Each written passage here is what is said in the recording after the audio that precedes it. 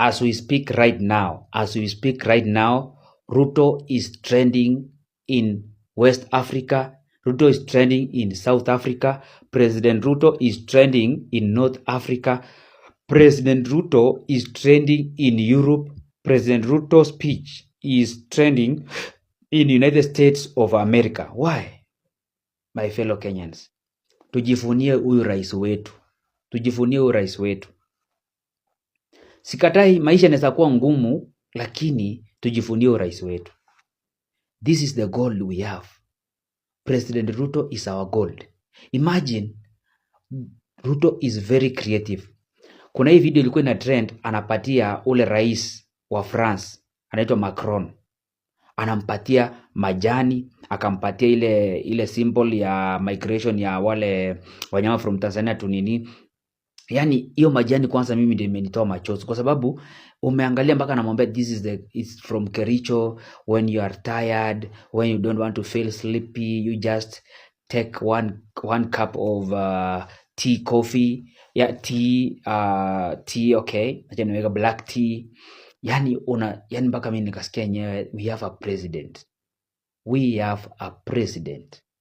Everyone in Africa is admiring to have a president like William Samoei Ruto. Why? Because jamaa anabeba inchi, ana market inchi peke yake.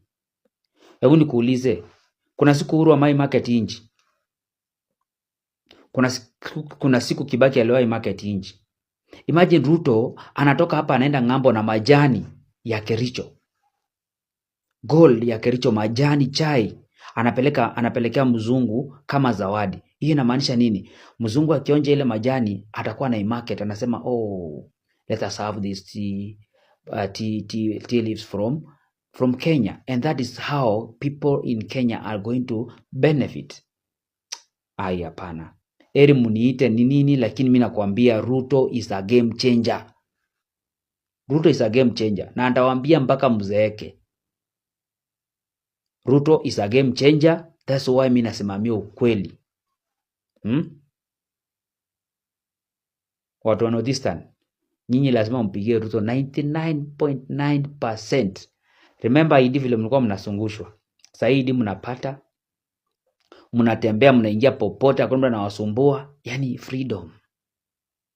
We love that. I pray that God, please touch these people's heart. Wakubali tu Ruto ni mzuri. Hivyo tu, very simple.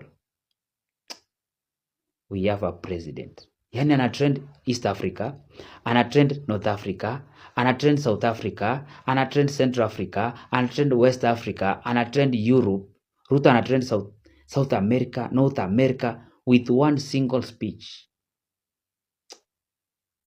For 2 decades, Africa has spoken in one voice, demanding justice, equity, and representation in the highest organ of global governance. This demand, however, continues to be ignored, deferred, or endlessly debated to the detriment of both Africa and the legitimacy of the United Nations itself. You cannot claim to be the United Nations while disregarding the voice of 54 nations. It is not possible. Africa is no longer willing to wait on the margins of global governance while decisions about peace, security, and development are made without our understanding, without our perspectives, and without our voice. Africa's exclusion is not only unacceptable, unfair, and grossly unjust, it also undermines the very credibility of the United Nations, this organization. During the IMF's recent allocation of special drawing rights, 64% went to wealthy nations. Just imagine, 64%. With little need for liquidity support. They didn't need the money anyway, but they got 64%.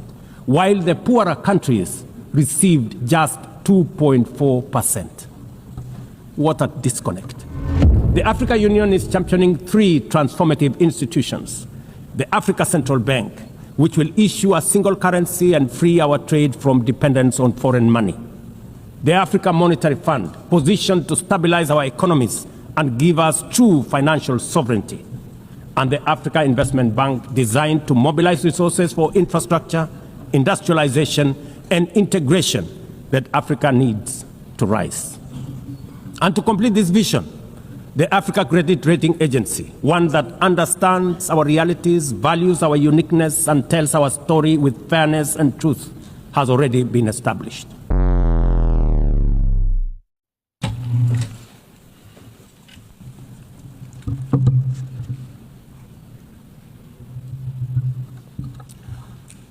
Madam President, the President of the 88th session of the UN General Assembly, Madam Annalena Baerbock, Secretary General of the United Nations, Antonio Guterres, Excellencies, Heads of State and Government, distinguished delegates, ladies and gentlemen. I congratulate you, Madam President, on your election to preside over the 80th session of the UN General Assembly. Madam President, you can count on Kenya's full support throughout your tenure as you steer the Assembly into the future. Ladies and gentlemen, 8 years ago, in the aftermath of the unprecedented global destruction and devastating war, the international community came together in hope. They created this organization, the United Nations, as a shield against the horrors of war, as a platform for dialogue, and as a bridge to a better, fairer, more secure global community. What is often forgotten or not mentioned today is that the United Nations grew out of the failure of the League of Nations that existed between 1919 and 1945. The League of Nations did not collapse for lack of good intentions or noble objectives. Formed at the end of the First World War and as part of the Treaty of Versailles, it was humanity's first attempt to build a permanent international organization to stop aggression and war and bring nations together. Its ambitions were to achieve collective global security, disarmament, peaceful dispute resolution, and cooperation on humanitarian and social issues. Despite these ideals, the League of Nations failed. The United States never joined, other great powers came and went, and without enforcement authority, its condemnation carried little weight. When Japan invaded Manchuria, when Italy marched into Ethiopia, and when Hitler openly defied its rules, the League stood by, helpless and powerless.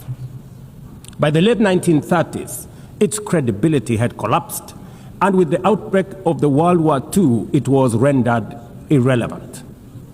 Madam President, this history is both a lesson and a warning.